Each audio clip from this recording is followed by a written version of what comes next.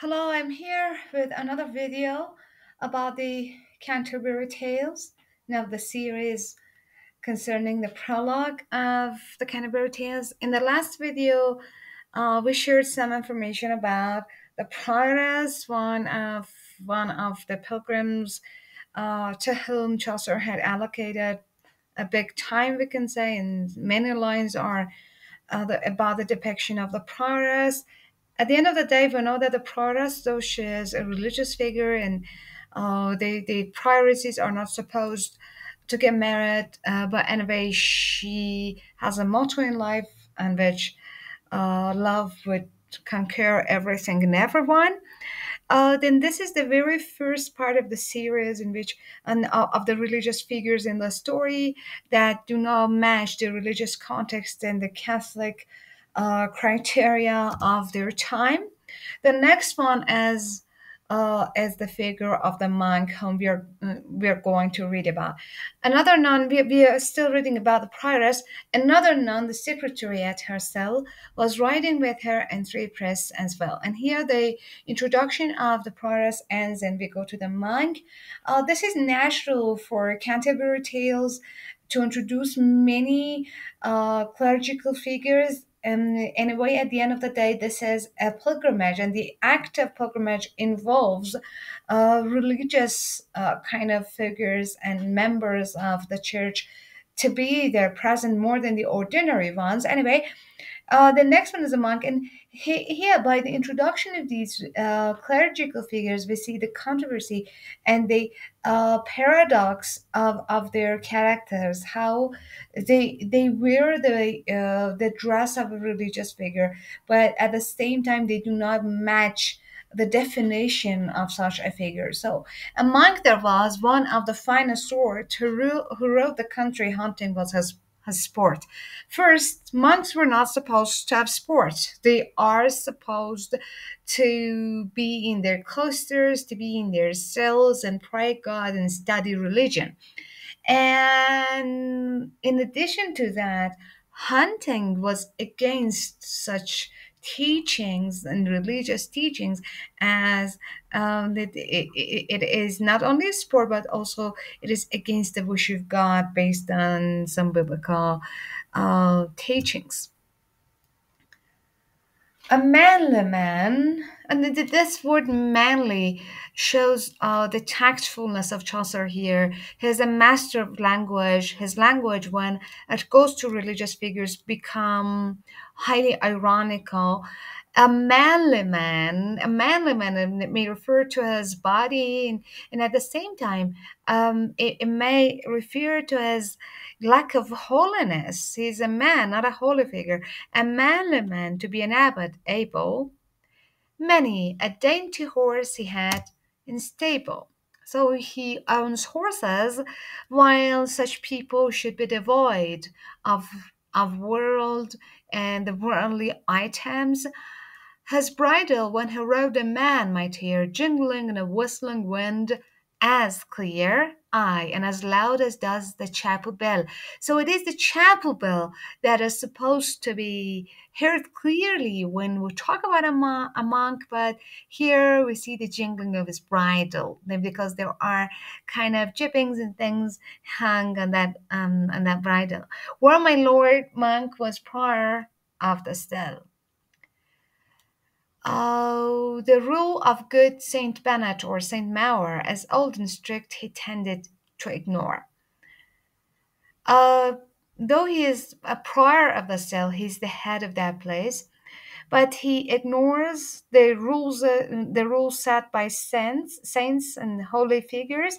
As old and strict, he tended to ignore because those rules are anyway old. He let go by the things of yesterday, the old teachings of Christianity, and took the modern world's more spacious way. He likes to have more freedom, and he enjoys the different pleasures of the world. Had it not read that text and a plucked hen, he thinks a plucked hen is better than all the texts and teachings and maxims and axioms. which says that hunters are not holy men. You see, this is a teaching that hunters are not holy men. And ironically, here we have a holy man who is going to hunting, and then a monk uncloistered as a mere fish out of water, flopping in the fire. And part of that, the teaching also says, part of that text also says that if a monk is not in his cell or his cloister, he is like a fish out of water. So he would flop, flop, and it would die.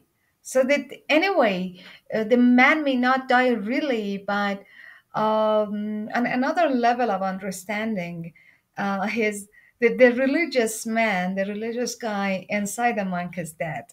That is to say, a monk out of his cloister. So the monk is no more matching the levels, the social level he belongs to. That was a text he held not worth an oyster. So a plucked hen, an oyster was more important to him than the religious teachings, and I agreed and said his views were sound. Was he to study till his head went round, poring over books and cloisters? What is the use of studying religious texts? We could enjoy our lives. Must he toil as Austin bade? And Austin was a teacher, religious teacher, as Austin bade until the very soil. Are we supposed to study till the end of our lives when we go to the soil and we become dust? And this is actually, yes, for a religious figure, for a member of clergy, and these questions are rhetorical questions. The answer for a religious person is no. It may be yes for other people, but and on secular kind of portions, but for a monk, it is supposed to be so. Was he to leave the world upon the shelf? Let Austin have his labor to himself. So this monk was ignorant of all those teachings. This monk was therefore a good man to horse. He's very skillful at the art of handling a horse. Greyhounds he had, as swift as birds to course, because he is a hunter. He also needs some hounds. Hunting a hare or riding at a fence was all his fun. He spared for no expense.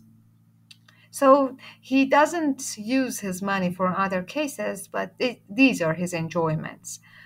I saw his sleeves were garnished at the hand with fine grey fur, the finest in the land, and on his hood to fasten it as at his chin, he had a roach gold cunningly fashioned pin, and to a lover's knot it seemed to pass.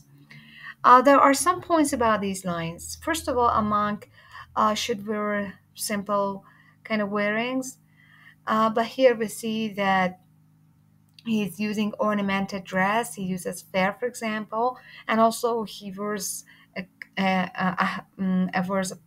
gold pen and his hood to fasten it his chin. He had a wrote gold, and so he has gold, cunningly fashioned pen, and is cunningly fashioned and to a lover's knot it seemed to pass. And the pin passes and then is put over a lover's knot. So lover's knot is a specific form of a knot, and that it has a heart inside it. But the point is maybe. Or the secret reference here maybe to his love or a relationship with a woman, which is again outside the church ideals, and it seems another hidden maneuver out of religious context. His head was bald and shone like looking glass, so did his face, as if it had been graced. He was a fat, impersonable priest. And it seems that he's gluttonous, so he doesn't care about the seven deadly sins. His permanent eyeballs never seemed to settle. They glittered like the flames beneath a kettle. Supple his boots, his horse in fine condition, and the supple boots, it seems that they are made out of good kind of letter. He was a prelate fit for exhibition. So he's a bishop fit for exhibition. To put in an exhibition rather than to put in a cloister. He's out of context. He was not a pale. He's not paid like a tormented soul. While the monks were supposed to be so in the Middle Ages. He liked a fat swan best and roasted whole. So these are his preferences, and we read his palfrey was brown as is a beaver, and the depiction of the monk ends up here, and we will continue reading the prologue of the Canterbury Tales in next videos. Thank you for listening.